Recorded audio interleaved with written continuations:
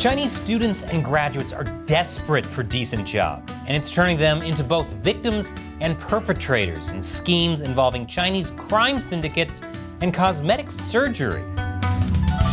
Welcome to China Uncensored. I'm Chris Chappell. Summer is at an end, and in traditional Chinese culture, that marks the coming of a ton of national and regional customs. Many of these have to do with indulging in various types of seasonal foods like red beans, peaches, and the fruit of the dragon's eye tree. But for China's most recent batch of graduates that are coming out of the summer with fresh degrees in hand, there might not be much of an appetite or budget for food traditions this year.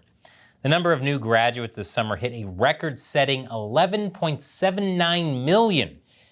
And it used to be that having a university education on your resume was a surefire way to find a job in China.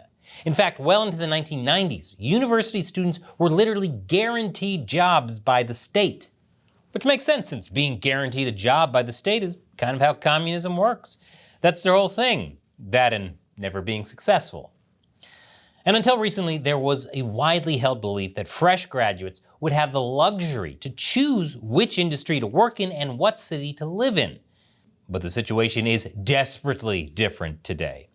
These days, Chinese cities have reported that only 40% of new graduates are finding employment. The job market for young people in China is so bad that youth unemployment reached a record-setting 21.3% last summer, right before Chinese authorities announced they would stop publishing youth unemployment numbers, and then started up again with a new method that put the unemployment at under 15%. Communism at its finest and most predictable. But even equipped with a new method, the official youth unemployment has started to creep back towards last year's high. To avoid the lackluster job market, Chinese graduates are postponing their final graduation by instead enrolling in postgraduate studies, which has led to a spike in the number of candidates for postgraduate studies in recent years. It's like how during the Vietnam War, a lot of college students in the US kept enrolling in more classes to avoid getting drafted. The Chinese job market is so bad right now, it's their Vietnam. Others have had to abandon their career dreams to take temporary government jobs instead, settling for less than half the salary they expected to start off on. And some have simply given up, opting to return to their hometowns instead, to live as full-time kids with their parents.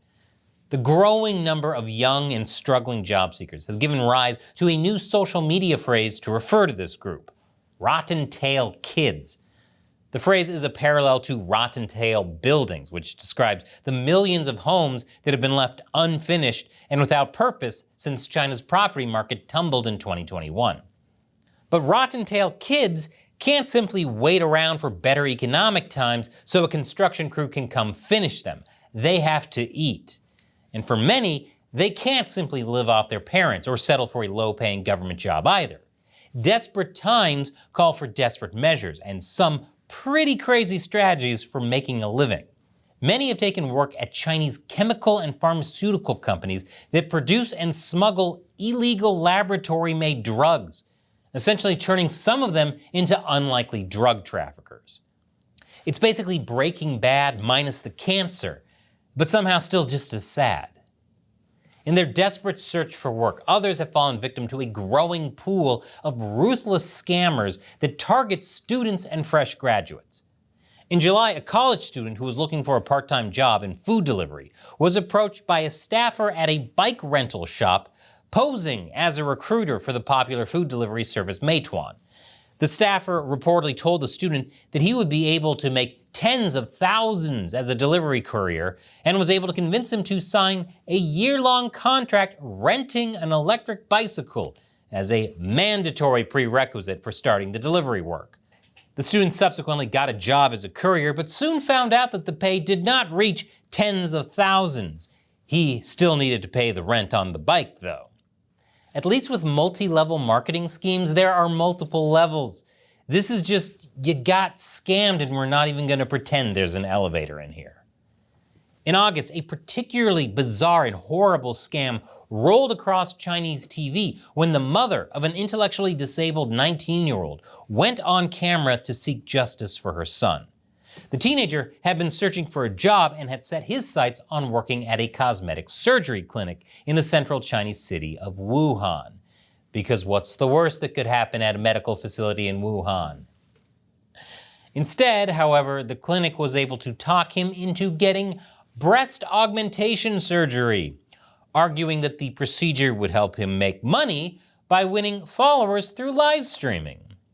Either that clinic has no idea what kind of live streams people like to watch, or the internet is darker and sicker than I ever imagined. The clinic even convinced him to take an around $4,000 loan to pay for the surgery. Now, I'm not one to call for people to lose their jobs, but you definitely shouldn't be working as a loan officer if you hear a boy getting a boob job to gain live stream followers and respond with approved. The mother was able to intervene and manage to get the loan canceled, but by then the surgery had already been done. This case comes at a time when the cosmetic surgery industry is booming in China.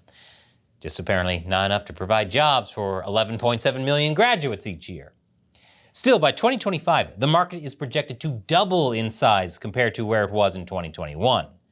If that trend holds, China could become the world's largest cosmetic surgery market by the middle of the decade.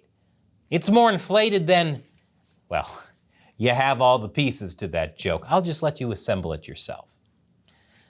The thing is that in the US, people under 30 make up only 6% of all cosmetic surgery patients. But in China, people under 26 made up more than half by 2019. And for young Chinese, cosmetic surgery is not just a way to stay competitive in the dating market. Being pretty is a way to ensure you'll be successful at work, according to a gender studies lecturer at Hong Kong University. Which means that in order to thrive in China's job market, young graduates may have to pay for plastic surgery on top of their basic living expenses.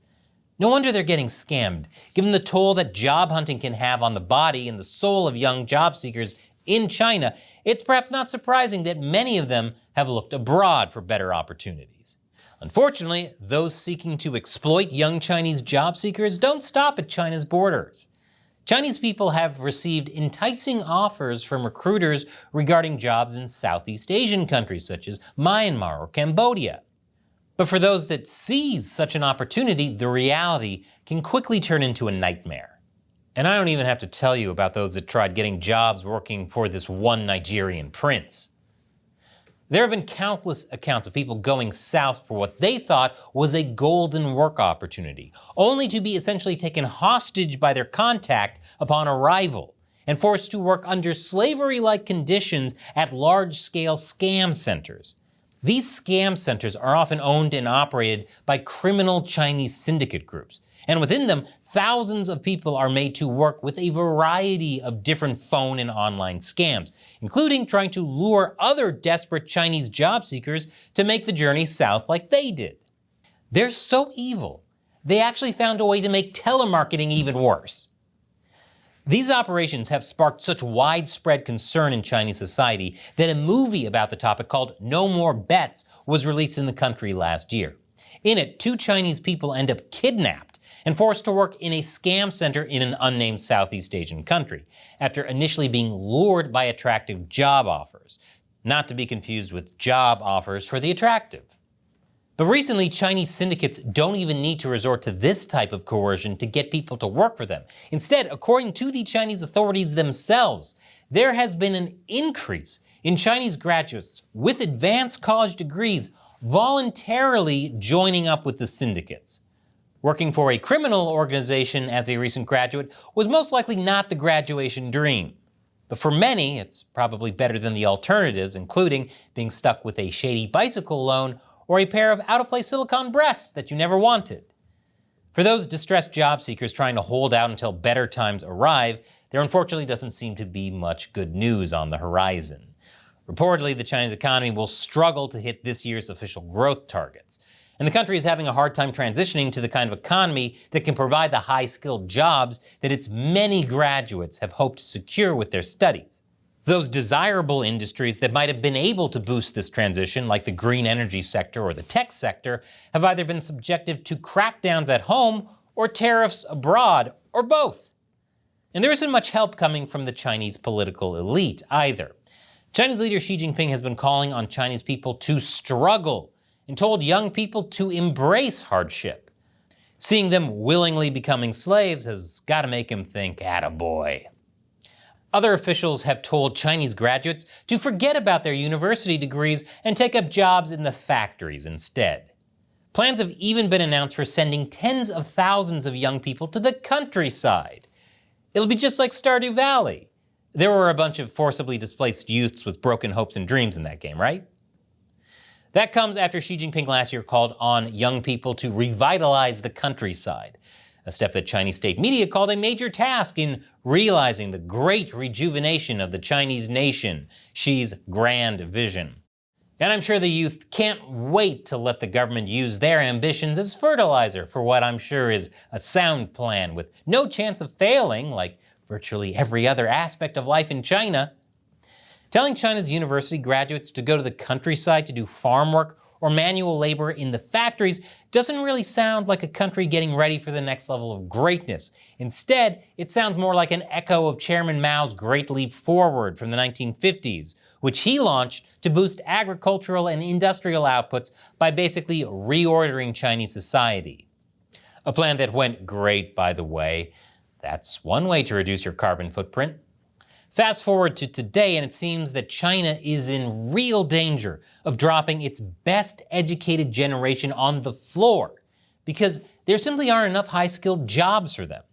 This is a disaster for the Chinese graduates whose hopes and dreams of a job that fits their qualifications might never be realized unless they're able to safely secure work somewhere else, perhaps. But no matter where they stay or go abroad, there is a major loss left for a Chinese economy that is unable to fully absorb and benefit from the skills that this educated workforce has to offer. As far as I can see, there really is only one side that stands to benefit from the current situation, and that is the scammers and the Chinese crime syndicates. Maybe living at home and being a forever kid isn't so bad after all. And I would be forced to move back home with my parents if it wasn't for the amazing support of everyone who contributes to China Uncensored on Patreon. YouTube has been shadow banning us hard for years. The only way I've been able to keep the show going is with your support. All it takes is $1 an episode on patreon.com/China Uncensored. You can also set a monthly limit, so you could even give just $1 a month. Whatever you can give is a big help. And as a thank you, I'll answer your questions at the end of these episodes. Today's comes from Jay. Is anyone on the China Uncensored team an adherent of Falun Gong, or does it only keep appearing on the show because of how often the CCP threatens and oppresses it? A kind of Streisand effect.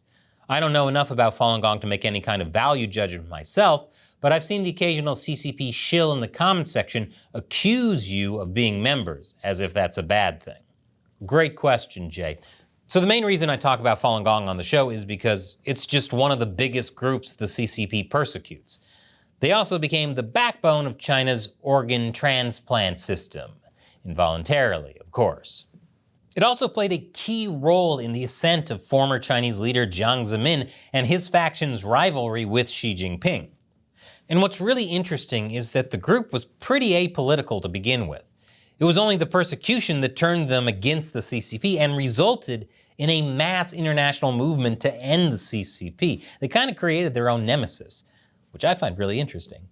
You just can't understand what's going on in China today unless you know Falun Gong. Thanks for your support and your question, Jay. Now, here's a video I want to share with you. It's called, Can You Have Good Without God? It's from my new show, Deep Thoughts While Gaming, where I talk about news and philosophy through the lens of gaming. And this one is about Dark Souls. Click here to check it out. Once again, I'm Chris Chappell. See you next time.